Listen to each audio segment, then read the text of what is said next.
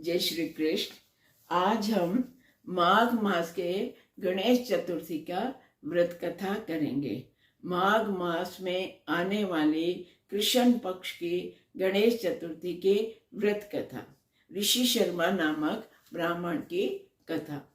जगत माता पार्वती ने कहा, हे पुत्र गजानन, आप हमें ये बतलाइए कि माघ मास के कृष्ण पक्ष की गणेश चतुर्थी का पूजन किस विधि से किया जाता है। उस दिन पूजन में किस वस्तु का नैवेद्य अर्पित करना चाहिए और उसमें कौन से गणेश पूजे जाते हैं तथा उपवास काल में भोजन के रूप में क्या ग्रहण करना चाहिए, ये सब आप मुझे सविस्तार बताने की कृपा करें। गणेश जी बोले, हे माता श्री, इस माह को बालचंद नामक गणेश जी का पूजन करना चाहिए और इनका पूजन षोडशो उपचार विधि से करना चाहिए। हे माता पार्वती, इस दिन तिल के 10 लड्डू बनाए, जिसमें से 5 लड्डू देवताओं को चढ़ावें और शेष 5 लड्डू ब्राह्मण को दान दे देवें। ब्राह्मण की पूजा भक्ति पूर्वक करके उन्हें दक्षिणा देने के बाद उन 5 लड्डुओं को उन्हें प्रदान कर दें। हे देवी, स्वयं भी 10 लड्डुओं का आहार करें। इस संबंध में मैं आपको राजा हरिश्चंद्र का वृतांत सुनाता हूँ। सतयुग में एक अत्यंत ही धर्मात्मा एवं प्रतापी राजा हरिश्चंद्र का शासन था। वह वाक्पटु, सत्यनिष्ठ, व्यवहार कुशल एवं क्षत्रिय धर्म का पालन करने वाले विवेकशील राजनीति विशारद भी थे। उनके राज्य में चारों ओर शांति का साम्राज्य था। कोई भी प्राणी उनके राज्य में दुखी अथवा व्याधिग्रस्त नहीं था। सभी प्राणी दीर्घ काल तक जीवित रहकर सुखमय जीवन व्यतीत करते थे।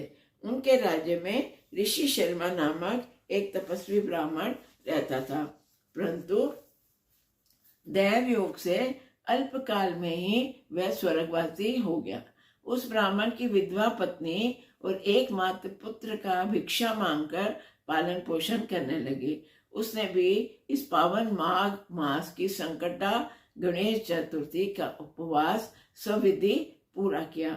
वह पतिव्रता ब्राह्मणी सर्वदा एक गोबर से गणेश प्रतिमा बनाकर उनकी पूजा अर्चना किया करती थी। गणेश जी ने आगे कहा, हे माता श्री, उसने भी पूजन के लिए भिक्षाटन के द्वारा उपरोक्त विधि से तिल के 10 लड्डू बनाए। इसी बीच उसका पुत्र उस गोबर की प्रतिमा को गले में लटकाकर स्वेच्छा से खेलने के लिए बाहर चला गया। तब एक नर पिशाच कुमार ने उस ब्राह्मणी के नन्हे बालक को जबरदस्ती पकड़कर अपनी आंखों में छोड़कर मिट्टी के बर्तनों में पकाने के लिए आग लगा दी। इधर उसकी माँ अपने बच्चे को ढूंढने गई, उसे ना पाकर बड़ी व्याकुल हो गई। वह ब्राह्मणी विलाप करती हुई गणेश जी से प्रार्थना करने लगी, हे पतित पावन गणेश, हे संकट मोचक प्रभु, हे पार्वती नंदन, आप इस दुखियारी की सहायता कीजिए। हे चतुर्भुजधारी, हे विशाल नेत्रधारी गणेश, अब आप ही मुझे दुख से मुक्ति दिलवा सकते हैं। हे अनाथों के नाथ, हे दुख भंजन, हे त्रिलोक रक्षक, हे चंद्रधारी, मैं पुत्र शोक से अत्यंत व्यथित हूँ, आप मेरी रक्षा कीजिए। वह ब्राह्मणी इस प्रकार आधी रात तक विलाप करती रही। उधर प्रातः काल होने पर वह पाप आत्मा कुम्हार उस मृत बालक को देखने के लिए अपनी भट्टी पर आया। जब उसने आवा खोल कर देखा तो आश्चर्य का ठिकाना ही नहीं रहा। उसने वहां जांग भर पानी जमा हुआ पाया और उसने उस नन्हे बालक को गणेश मूर्ति के साथ खेलते हुए देखा। ऐसी अद्भुत घटना दृश्य देखकर वह भयभीत होकर कांपने लगा और अपने इस कुकृत्य की सूचना देने राज्यसभा के राजा के पास चला गया। वहां जाके करबद्ध होकर राजा से बोला, हे धर्मात्मा एवं प्रतापी राजा हरिश्चंद्र, आपकी जय जयकार हो।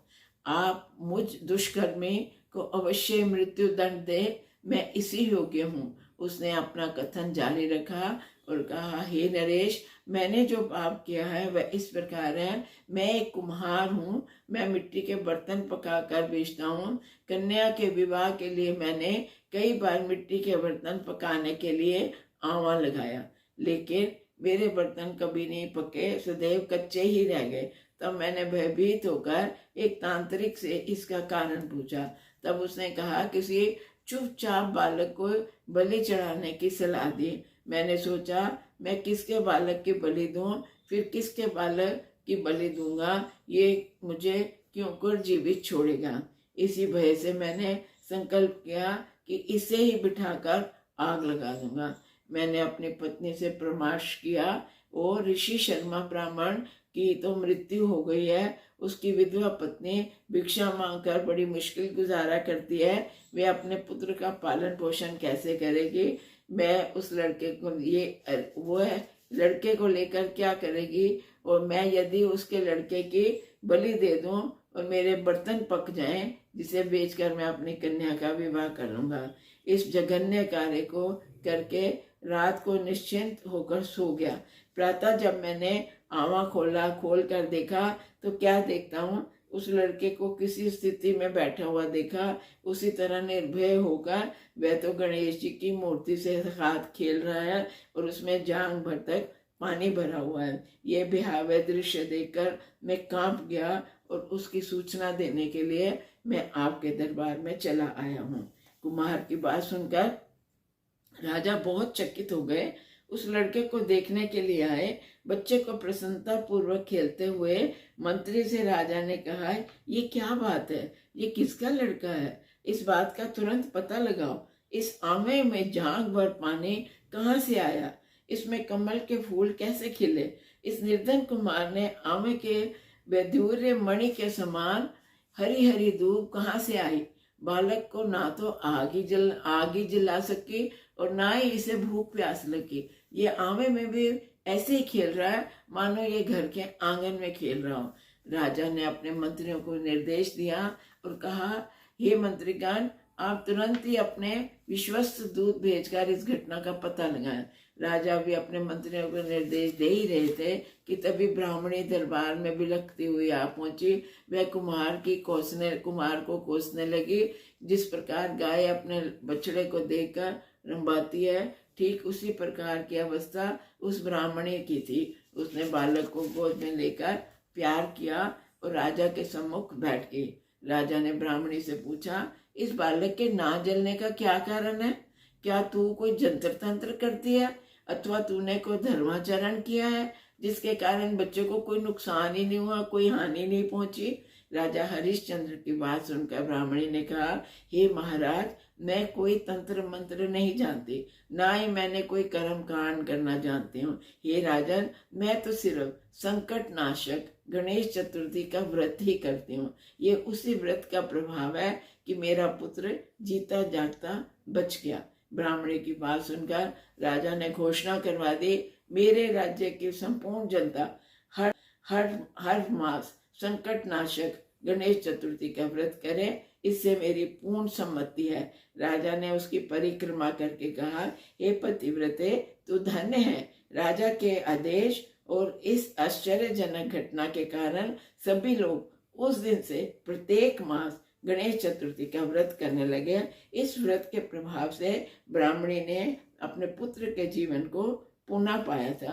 तदुपरांत श्री कृष्ण जी ने युधिष्ठिर से कहा, हे धर्मराज, हे सत्य रक्षक, आप अपनी भार्या द्रौपदी और भाइयों के साथ इस पावन व्रत को संपन्न करवाएं और सुफल के भागी बन अपना खोया हुआ राज्य पुनः प्राप्त करें। हे धर्मराज, इस पवित्र व्रत का नियमानुकूल अनुष्ठान एवं पूजा अर्चना करने वाले अवश्य ही पुण्य के भागी बन अपार धन संपदा को पाएंगे। भगवान कृष्ण की बात सुन युधिष्ठिर बहुत प्रसन्न हुए और माँ कृष्ण गणेश चतुर्थी का व्रत करके निष्कंटक राज्य भोगने लगे। जय श्री कृष्ण, जय श्री कृष्ण, जय श्री कृष्ण।